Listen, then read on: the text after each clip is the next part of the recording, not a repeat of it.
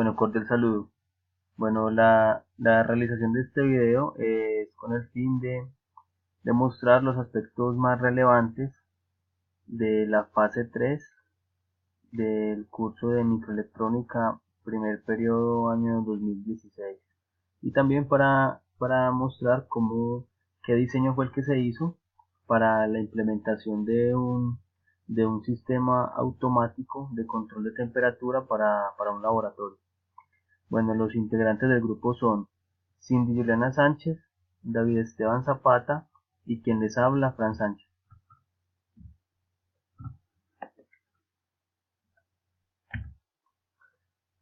En el siguiente documento se presenta el análisis y resúmenes de los ítems más importantes de la unidad 3 del curso de microelectrónica de la Universidad Nacional Abierta de Distancia UNAD. Podremos encontrar información, los dispositivos lógicos programables, los cuales son circuitos integrados que contienen una gran cantidad de celdas básicas, específicamente con puertos y registros, cuyas interconexiones pueden ser configuradas por el usuario para dar lugar a un diseño determinado. Estos dispositivos se han transformado en componentes esenciales de cualquier diseño electrónico digital, desplazando en gran medida los componentes discretos. Bueno, entonces el grupo sacó los siguientes aspectos importantes y relevantes de las lecturas de la unidad 3.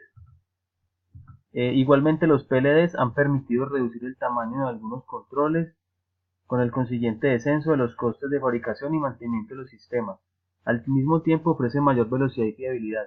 La electrónica digital ha dejado atrás el diseño con dispositivos discretos de función fija y se encuentra inmersa en el mundo de los dispositivos lógicos programables. Si pensamos en la complejidad que ya de por sí conllevan el diseño, la programación y la simulación en el proceso del diseño digital, sumado a la complejidad ya no solo para realizar el proceso de síntesis sobre un dispositivo, sino también para comprender y analizar las herramientas existentes para síntesis, que presentan áridos y extensos libros de soporte. Es comprensible que frecuentemente no se cubran los aspectos referentes a la síntesis e implementación práctica de las asignaturas troncales referentes a esta materia por carestía de tiempo. Bueno, entonces aquí vamos a explicar más o menos qué es un dispositivo lógico programable FPGA. El uso de dispositivos lógicos programables se ha difundido entre los diseñadores de hardware, debido a las múltiples ventajas que estos poseen.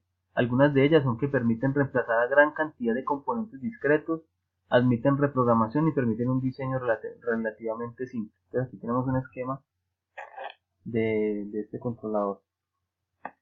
Vemos que tiene unas entradas, una matriz AND, matriz OR y funciones de salida. Bueno, ¿qué es FPGA? Son matrices de puertas programables en campo. Simplemente son matrices de puertas eléctricamente programables que contienen múltiples niveles de lógica. Las FPGA se caracterizan por altas densidades de puerta, alto rendimiento, un número grande de entradas y salidas definibles por el usuario, un esquema de interconexión flexible y un entorno de diseño similar a la matriz de puerta. No están limitadas a la típica matriz AND-OR. Por el contrario, contienen una matriz interna configurable de relojes lógicos. Entonces, aquí vemos el esquema. La selección de lógica combinacional es capaz de implementar cualquier función booleana de sus variables de entrada. Cada I o B puede programarse independientemente para hacer una entrada y salida con control de triestado o un pin bidireccional. También contiene flip-flops que pueden usarse como buffers de entrada y salida. Los recursos de interconexión son una red de líneas que corren horizontalmente y verticalmente las filas y columnas entre el CLBS.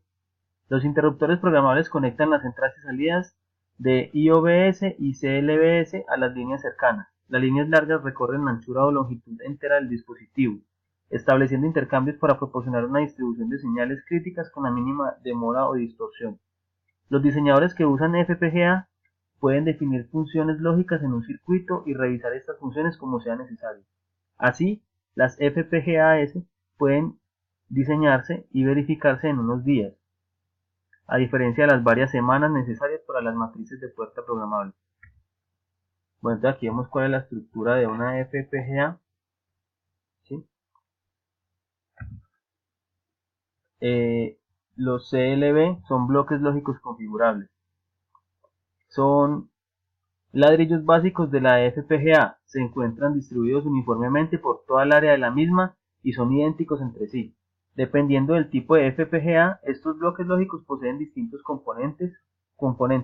Los CLBS son configurables estableciendo en ellos las conexiones y funciones que se implementarán.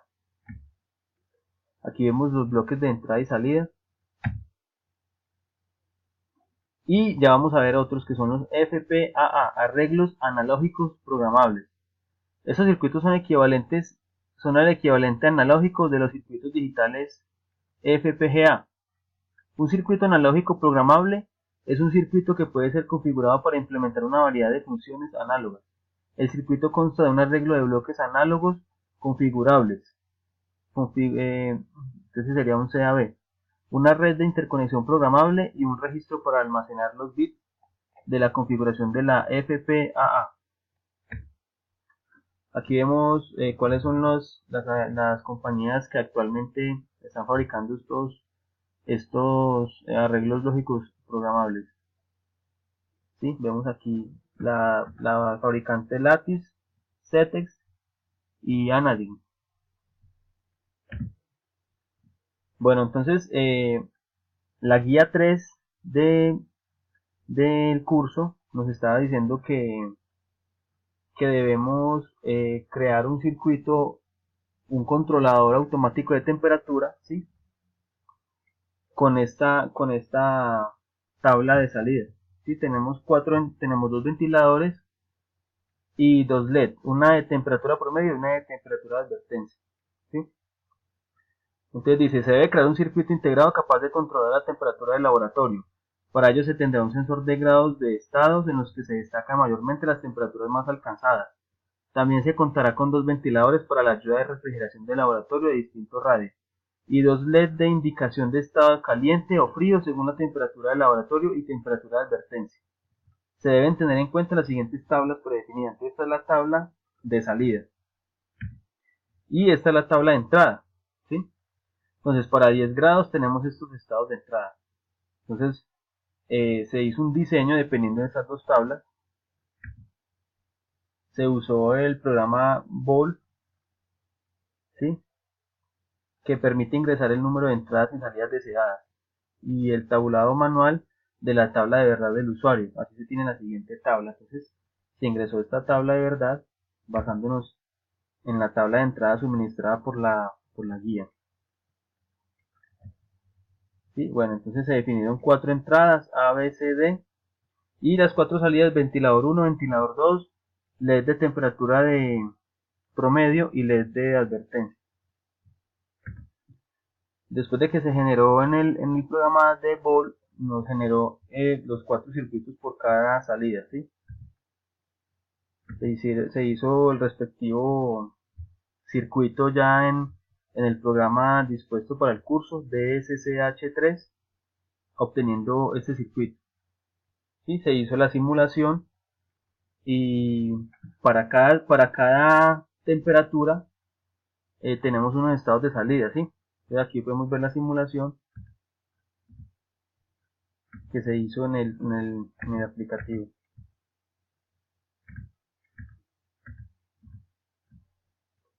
Se obtuvo finalmente el siguiente layout en el software MicroWin. ¿Sí? Bueno, las conclusiones. El uso de los dispositivos lógicos programables se han difundido entre los diseñadores de hardware debido a las múltiples ventajas que estos poseen.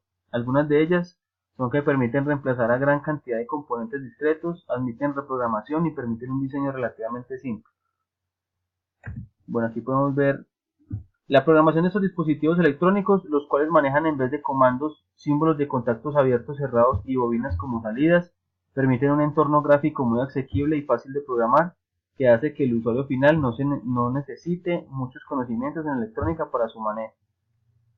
Bueno, ya después de haber analizado todos los aspectos relevantes del curso, vamos a ver cómo se hizo el diseño en este programa DSCH3.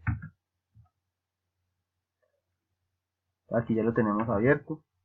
Ya se hizo el diseño en el aplicativo, entonces vamos a ponerlo a correr a ver para verificar pues el funcionamiento. Entonces nos basamos en la tabla de entrada para 10 grados, ¿sí? 4 ceros. Aquí tenemos 4 ceros en la entrada y en la salida nos debe dar todos los LEDs apagados. ¿Verdad? Que aquí está trabajando correctamente, tenemos los 4 LED apagados en la salida. Si tenemos una temperatura de 15 grados, o sea que sería un 1, sería 0010. Entonces coloquemos 0010 y tenemos para 15 grados el ventilador 2 encendido y los otros 3 apagados. Entonces vemos el ventilador 2 encendido y los otros 3 LED apagados. Entonces vemos que está funcionando correctamente. Tenemos 20 grados. Tenemos 0100. Entonces 0100. Debe estar encendido el ventilador 1 solamente y el resto apagado. Entonces vemos que el ventilador 1 está encendido y el resto están apagados. Para 25 grados tenemos 0110. 0110. Para 25 grados tenemos encendido el ventilador 2 y el LED de temperatura promedio. Entonces vemos aquí está el ventilador 2 y el LED de temperatura promedio. Ahora tenemos 30 grados, sería 1000. Para 30 grados estaría encendido el primero, ventilador 1, y el LED de temperatura promedio. Entonces vemos que está el ventilador 1 y LED de temperatura promedio. ¿Sí? Bueno. Para 35 grados sería 1010. 1010. Para 35 grados estarían encendidos todos los LEDs. Entonces vemos que en la salida están todos los LEDs encendidos. Ahora tenemos una temperatura de 40 grados. Sería 1100. 1100. Tendríamos encendidos los LED de temperatura promedio y LED de advertencia. Vemos que están los dos LED encendidos. ¿Sí? Para 45 grados tenemos 1110. 1110. Estaría encendido el ventilador 2 y el LED de advertencia. Tenemos que está encendido el ventilador 2 y el LED de advertencia. Tenemos 50 grados, sería 0001. Para 50 grados estaría encendido el ventilador 1, LED de temperatura promedio y LED de advertencia. Vemos que está el ventilador 1, LED promedio y LED de advertencia. Para 55 grados sería 0011. Estaría encendido ventilador 2, LED de temperatura promedio y advertencia. Entonces vemos que está el LED ventilador 2, LED de promedio y la advertencia. Pues ahí está funcionando bien. Y el último sería 60 grados, que sería 0101. Ahí se encenderían todos los LEDs. Entonces vemos que están encendidos todos los LEDs. Bueno, ya después de que probamos el circuito, le decimos esa opción de Make Verilog File. Generamos este aplicativo. Abrimos el microwin, ¿sí? Le decimos select boundary, que sería como la regla. Escogemos 012.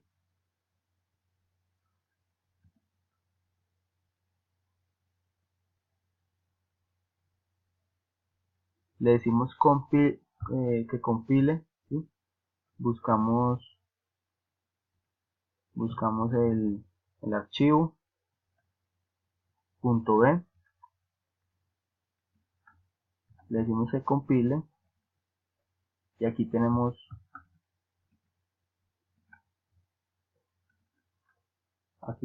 la job correspondiente al diseño de nuestro circuito, ¿sí?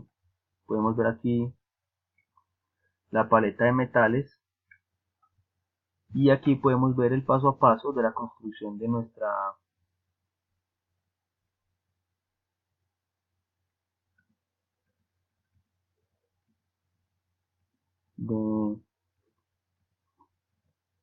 de nuestro dispositivo.